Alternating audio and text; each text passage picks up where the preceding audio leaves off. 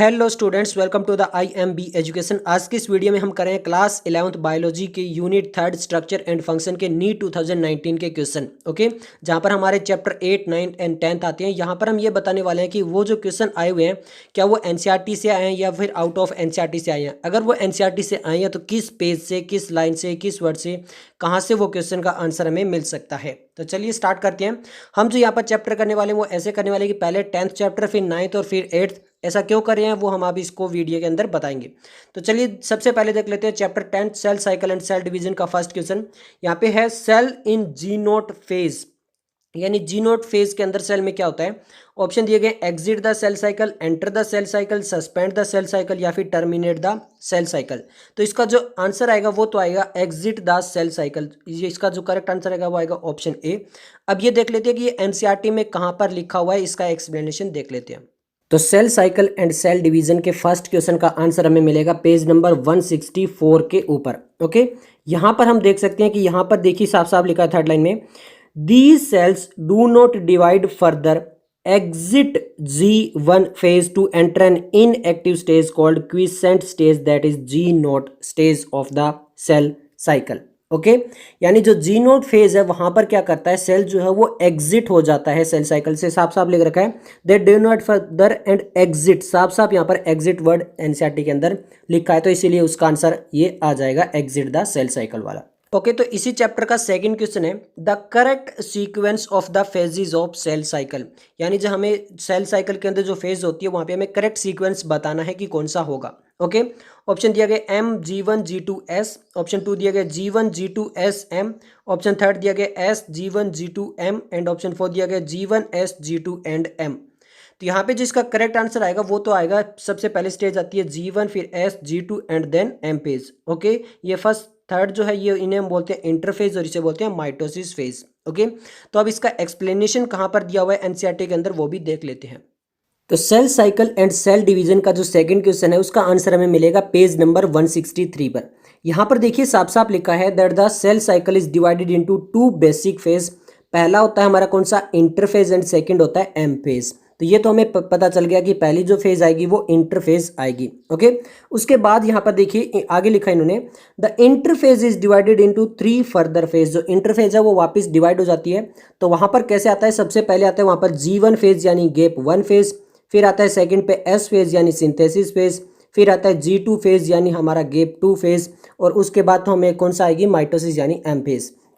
तो इसीलिए जो हमारा सीक्वेंस करेक्ट सीक्वेंस बनेगा वो बनता है G1 S G2 and M। Okay, इसको हम यहाँ पर डायग्राम से भी देख सकते हैं, पर यहाँ पे ये जो डायग्राम अभी आपको दिखाई दे रहा है इतना ज़्यादा क्लियर नहीं है, बट यहाँ पे लिख रखा है G1 S G2 और ये कौन सी फेज है, M है। तो यहाँ से ये साइकिल स्टार्ट होती है, रेड कलर में एरो में दिखाया इन्होंने, और ऐसे ये चलती है। ओके, तो यहाँ से दोनों तरह से हम इस क्वेश्चन को कर सकते हैं। बायोमोलिक्यूल्स में भी दो क्वेश्चन आए हुए हैं चैप्टर 9 के अंदर। तो सबसे पहला क्वेश्चन देख लेते हैं।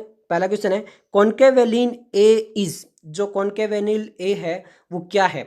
ऑप्शन है an alkaloid, an essential oil, lectin या फिर पिगमेंट।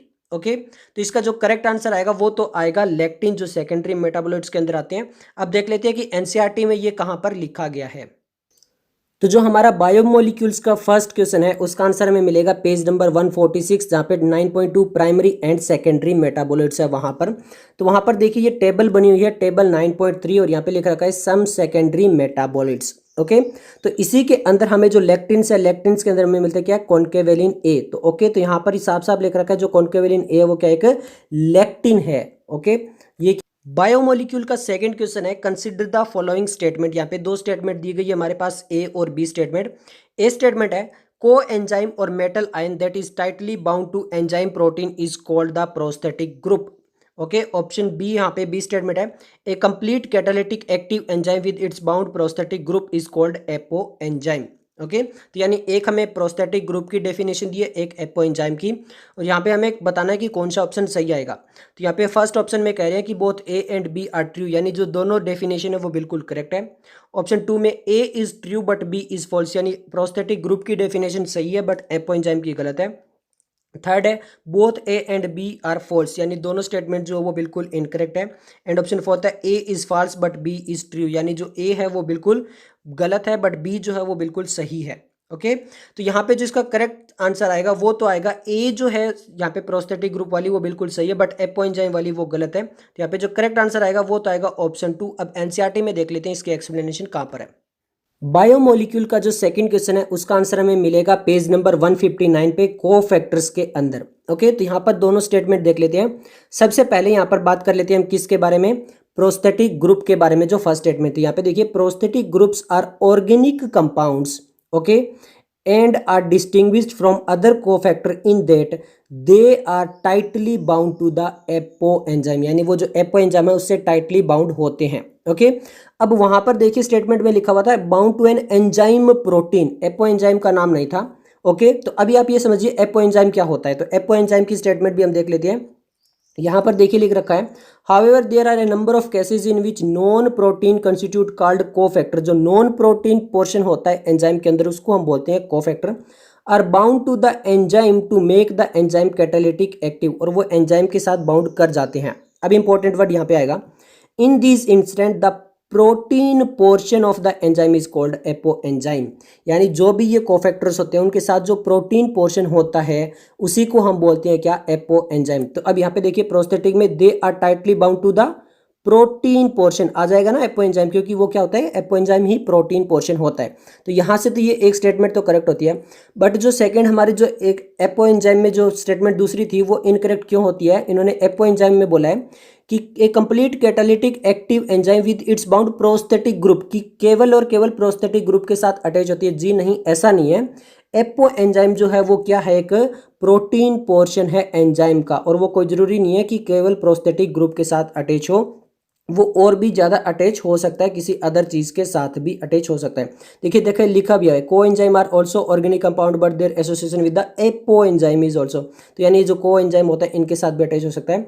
तो केवल प्रोस्थेटिक, ये जो स्टेटमेंट थी इनकरेक्ट थी, और ये जो प्रोस्थेटिक वाली थी ये करेक्ट थी। तो ये भी हमारा यहाँ से आया हुआ क्वेश्चन है। Chapter 8 cell the unit of life से जो है वो यहाँ से 4 क्वेश्चन आए थे नीट 2019 के अंदर। तो सबसे पहला क्वेश्चन है, the concept of omnis cellula e cellula regarding cell division was first proposed by, यानी जो ओमनी सेलुला ई सेलुला कंसेप्ट था वो सबसे पहले किसने दिया। ऑप्शन है रूडोल्फ विर्चो, थियोडर सेकवान स्केल्डियन या फिर एरिस्टोटल। तो यहाँ पे जो करेक्ट आंसर आएगा वो तो आएगा रूडोल्फ विर्चो। अब एनसीईआरटी में देख लेते हैं कहाँ पर लिखा हुआ है। Cell the unit of life का जो फर्स्ट क्वेश्चन है वो आया हुआ है हमारा, उसका आंसर पेज नंबर 126 पे यहाँ पे मिल जाएगा। तो यहाँ पे देखिए सेकंड पैराग्राफ की second line, Rudolf Virchow 1855 first explain that the cell divide and new cell are formed from pre existing cell that is omnis cellula e cellula. तो यहाँ पे ये जो स्टेटमेंट दी थी कि वो जो प्री एग्जिस्टिंग सेल से ही आते हैं जिसको हम बोलते हैं ओमनी सेलुला ई सेलुला, तो वो किसने दी थी सबसे पहले, रूडोल्फ विर्चो ने 1855 में। तो इसलिए यहाँ पे ये आंसर आ जाता है, प्योर एनसीईआरटी है। तो इस चैप्टर का सेकंड क्वेश्चन है, which of the following statement is not correct, यानी हमें इनकरेक्ट स्टेटमेंट बतानी है। फर्स्ट ऑप्शन है lysosome have numerous hydrolytic enzyme. Option second है the hydrolytic enzyme of lysosome are active under acidic pH. Third है lysosome are membrane bound structure. And fourth है lysosome are formed by the process of packaging in the endoplasmic reticulum. तो यहाँ पे हमसे incorrect पूछी गई है lysosome के बारे में। तो यहाँ पे lysosome are formed by the process in the endoplasmic reticulum जो है ये इनकरेक्ट है, एंडोप्लाज्मिक रेटिकुलम में नहीं होता, गोल्गी एपैरेचस में होता है। तो यहाँ पे ये जो स्टेटमेंट है ये इनकरेक्ट, आंसर ये आएगा। अब इसका एक्सप्लेनेशन एनसीईआरटी में देख लेते हैं कहाँ पर लिखा हुआ है। Cell the unit of life का जो सेकंड क्वेश्चन है लाइसोसोम, वहां का आंसर हमें मिलेगा पेज नंबर 134 के ऊपर। यहाँ पे देखिए लाइसोसोम का जो एक पूरा पैराग्राफ अलग से लिखा हुआ है 6 लाइन के अंदर। तो यहाँ पे सबसे पहले लिख रखा है these are membrane bound vesicular organ, ये तो सही है कि मेम्ब्रेन बाउंड होते हैं, ये भी एक ऑप्शन था। Structure formed by the process of packaging in the Golgi apparatus, और ये कैसे फॉर्म होते हैं, ये एक प्रोसेस होता है पैकेजिंग का, किसके अंदर होता है, गोल्गी एपैरेचस के अंदर होता है, not in the endoplasmic reticulum. Endoplasmic reticulum में नहीं होता, किसके अंदर होता है, गोल्गी एपैरेचस के अंदर होता है। तो इसीलिए वो स्टेटमेंट इनकरेक्ट थी है, इसीलिए वो हमारा आंसर था। तो ये साफ साफ एनसीईआरटी में लिखा हुआ है। बाकी आप इसको बाकी स्टेटमेंट के लिए भी पूरा पढ़ सकते हो कि यहाँ पे ये जो है वो हाइड्रोलाइटिक एंजाइम वगैरह जो है वो प्रेजेंट होते हैं। ओके, और यहाँ पे ये देख लीजिए एक्टिवेट द एसिडिक पीएच भी लिखा हुआ है। बट ये पैकेजिंग गोल्गी एपैरेचस से फॉर्म्ड होता है, नॉट एंडोप्लाज्मिक रेटिकुलम, तो इसीलिए ये जो स्टेटमेंट थी ये इनकरेक्ट आ जाती है। ओके, थर्ड क्वेश्चन है which of the following pair of organelles does not contain DNA, यानी ऐसे कौन से सेल ऑर्गेनेल है जिसके अंदर हमें डीएनए देखने को नहीं मिलता है? ऑप्शन है mitochondria, lysosome, chloroplast, vacuole, lysosome and vacuole, and option for the nuclear envelope and mitochondria. तो देखिए इसमें डायरेक्ट यहाँ पे ऐसा तो नहीं लिखा गया एनसीईआरटी में कि किसके अंदर नहीं होता है, बट ये जरूर लिखा गया कि एनसीईआरटी में किस में होता है। तो माइटोकॉन्ड्रिया और क्लोरोप्लास्ट जो उनमें डीएनए होता है, तो हमारा करेक्ट आंसर आएगा लाइसोसोम एंड वैक्यूल, इनमें डीएनए नहीं होता है। अब एनसीईआरटी में देख लेते हैं कहाँ पर लिखा गया है। ओके, जो थर्ड क्वेश्चन है उसका आंसर हमें मिलेगा पेज नंबर 135 पर। 135 पर यहाँ पे देखिए ये माइटोकॉन्ड्रिया के बारे में लिखा हुआ है, और माइटोकॉन्ड्रिया में लिखा रखा है कि यहाँ पे the matrix also possesses single circular DNA molecule, यानी जो डीएनए है उस माइटोकॉन्ड्रिया के पास अपना एक अलग से सिंगल सर्कुलर डीएनए मॉलिक्यूल होता है। तो जो भी माइटोकॉन्ड्रिया वाले ऑप्शन है वो हट जाते हैं क्योंकि उनके पास अपना डीएनए होता है।